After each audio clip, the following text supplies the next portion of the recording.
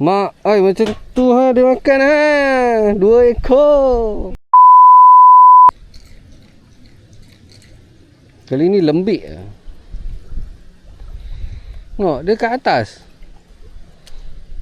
Tak nak main bawah dia. Oh, kena. Makan.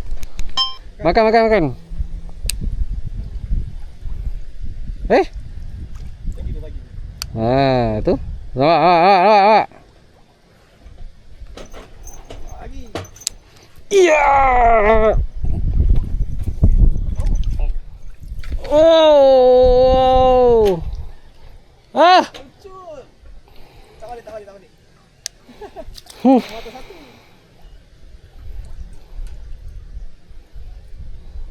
Tak balik. Cari umpan baru.